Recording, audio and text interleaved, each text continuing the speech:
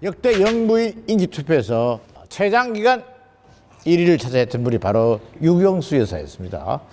그런데 2017년도 설문조사에서 갑자기 판도가 바뀝니다. 네, 긍정적인 평가를 받은 영부인 1위는 바로 이희호 여사님이신데요. 유경수 여사의 1위를 이희호 여사가 어떻게 뺏을 수 있었는지 좀 궁금합니다. 이희호 여사가 1위에 올라갔다기보다는 유경수 여사가 1위에서 2위로 떨어지니까 상대적으로 이희호 여사가 1등이 된 게 맞을 거예요. 왜냐하면 저게 2017년 조사거든요. 네네. 2016년, 17년에 무슨 일이 있었어요? 박근혜 전 대통령 탄핵이 있었다고.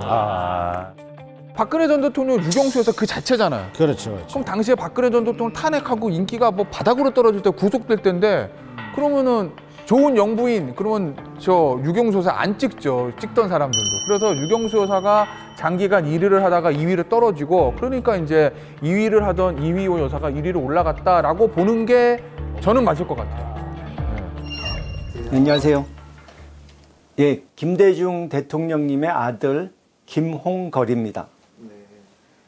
이제 시대가 바뀌니까 이제 조용히 그냥 남편을 위한 내조만 하는 그런 전통적인 이 천모양처의 모습만을 사람들이 기대하는 게 아니고 또 그렇다고 또 영부인이란 자리가 공식적인 지위도 아닌데 지나치게 또 나서서 이것저것 간섭하고 권력을 휘두르려고 하면 그것도 문제고 그러니까 그 균형을 적당히 맞춰야 되는데 저희 아버지와 일종의 동지적 관계로 단순히 부부간이 아니고 동지적 관계로 평생을 노력하신 분이었기 때문에 좀 뭔가 새로운 이 여성상을 좀 보여주셨고 그 당시 모습을 생각하면 이제 감옥에 계신 기간이 뭐 한 5년 가까이 되는데 우리 가족, 가까운 사람들을 먼저 챙기는 것이 아니고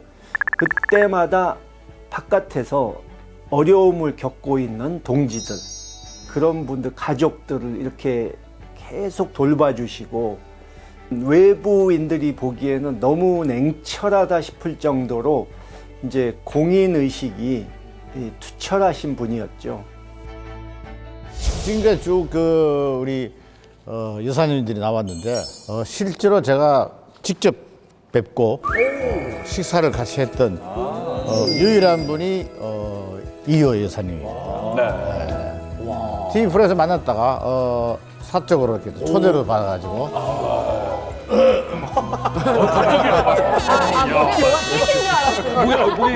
이 청와대에 문화예술인들 초대를 했어요. 대통령하고 이제 악수를 하는데 손을 꼭 잡지 말라 그러더라고. 아, 손 아프죠? 예. 전혀 대화를 아무도 안 나누더라고. 그래서 악수만 하더라고. 유일하게 제가 말을 섞어서 무슨 말 하셨어요? 그 자리 들어오니까 다 물어보는 거야. 무슨 얘기 했냐고. 그동안 어떻게 지내셨어요? 그래서 뭐라고 답변하셨어요? 잘 지냈습니다. 예, 아무 얘기도 안 했는데 유일하게 나만 얘기를 하니까. 유 여사가 이렇게 웬만큼에고는 상대방 안부 묻거나 하지 않습니다. 그래, 그거 야, 원장님 살려주시네. 저도 초등학생 때 TV에서 보았던 영부인이라서 그런지 좀 기억이... 나세요? 그럼요. 제가 생각보다 나이가 많습니다. 네.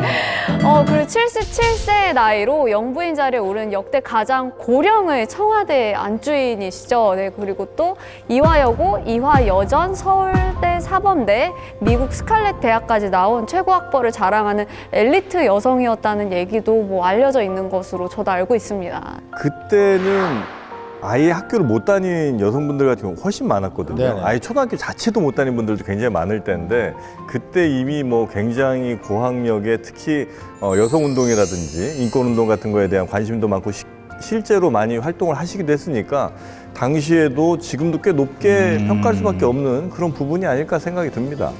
아마 역대 영부인 중에서 가장 정책적인 영향력을 많이 발휘한 사람이 이희호 여사인데 여성부라든지 복지 정책이라 많은 일을 하고 해외 나가서 단독으로 외교에서 연설한 게 3번이나 됩니다.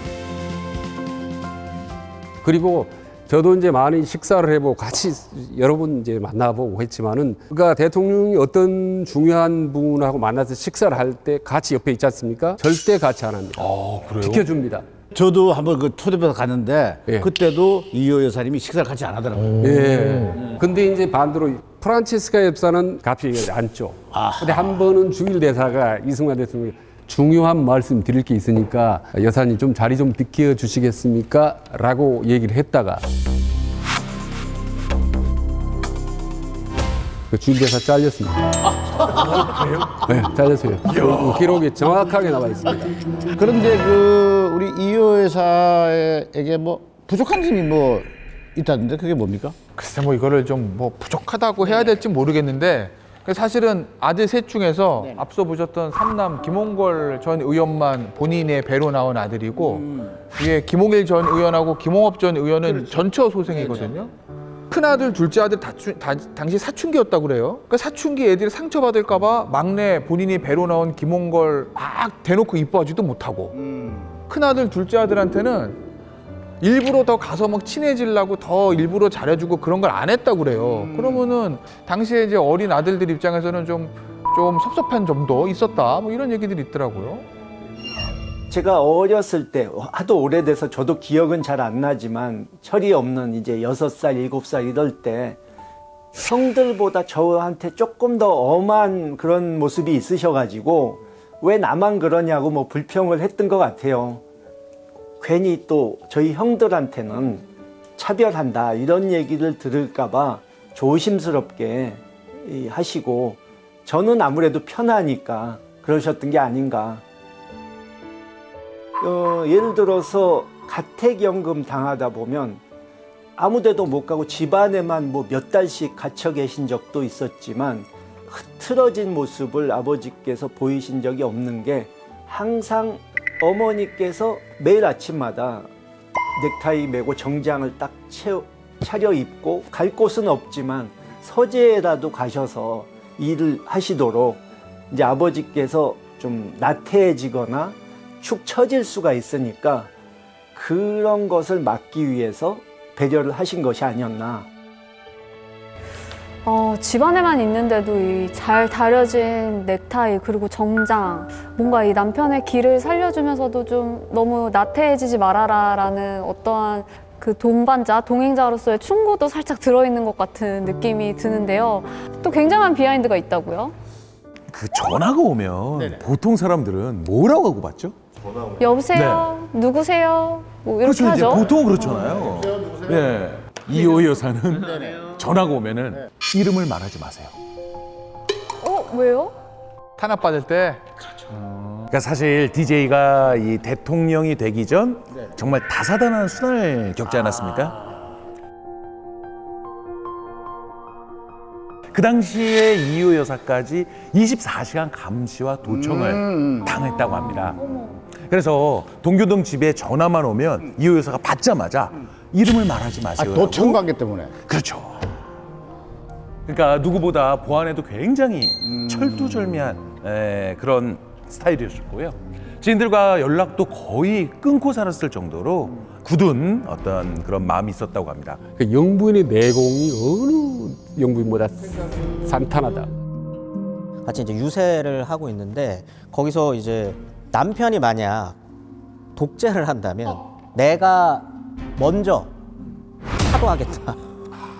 이런 멘트를 그냥 그 유세 현장에서 했다는 거거든요. 근데 본인은 김대중의 부인이 아닌 거예요. 함께 가는 정치적 동반자이자 여성인권운동가 2호니까 만약 이 사람이 독재를 한다, 그럼 나부터 거기에 반대를 하겠다라고 얘기를 했었던 거죠. 이호 여사는 DJ를 대통령으로 만들어주고 끝까지 함께 동행했습니다. 그리고 DJ는 이 여사보다 먼저 눈을 감게 됩니다. 국민 여러분, 대단히 감사합니다.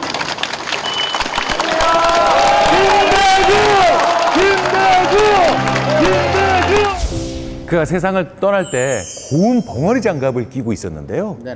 그 장갑은 바로 이호 여사가 병원에 입원한 남편이 이 체온이 떨어지지 않도록 한 땀 한 땀 직접 뜬 털장갑이라고 합니다. 또한 이효 여사가 남편에게 쓴 마지막 편지는 네네. 가시는 길 혼자 외롭지 말라고 영원히 잠든 DJ 품속에 넣어드렸다고 합니다. 사랑하는 당신에게 같이 살면서 나의 잘못됨이 너무 많았습니다. 그러나 당신은 늘 너그럽게 모든 것을 용서하며 애껴준 것 참 고맙습니다. 이제 하나님의 뜨거운 사랑의 품 안에서 편히 쉬시기를 빕니다. 너무 쓰리고 아픈 고난의 생을 잘도 참고 견딘 당신을 참으로 사랑하고 존경했습니다. 한평생을 나라를 위해서 헌신하며 서로를 이렇게 위해주는 두 분의 관계를 생각하니 아주 가슴이 뭉클해집니다.